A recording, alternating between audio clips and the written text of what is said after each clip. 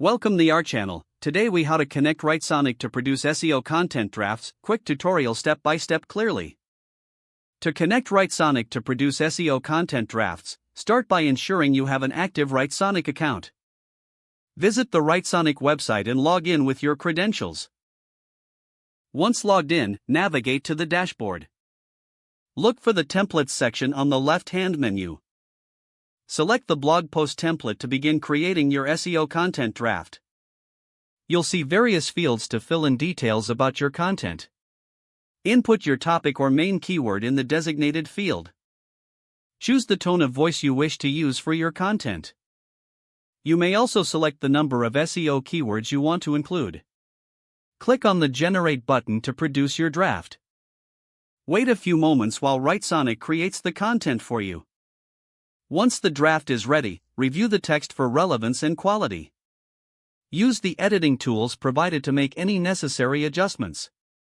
If satisfied, copy the content to your clipboard or download it directly. Remember to optimize your draft further by adding internal links and images if needed. Finally, save your draft in your chosen location for future use. You've successfully connected Writesonic to produce an SEO content draft. If the page does not load, refresh the browser or try again in a private or incognito window. Make sure you are using the correct email address, then retype it carefully to avoid small typos.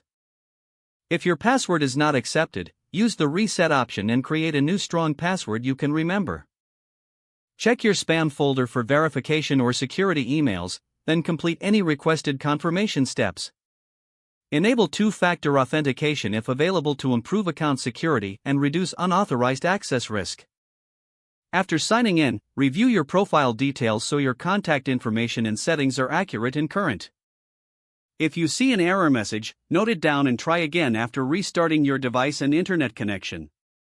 Log out when you finish, especially on shared devices, to keep your account and payment information secure. If the page does not load, refresh the browser or try again in a private or incognito window.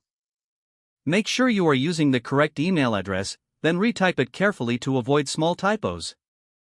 If your password is not accepted, use the reset option and create a new strong password you can remember. Don't forget to like this video and subscribe to our channel for more step-by-step tech guides.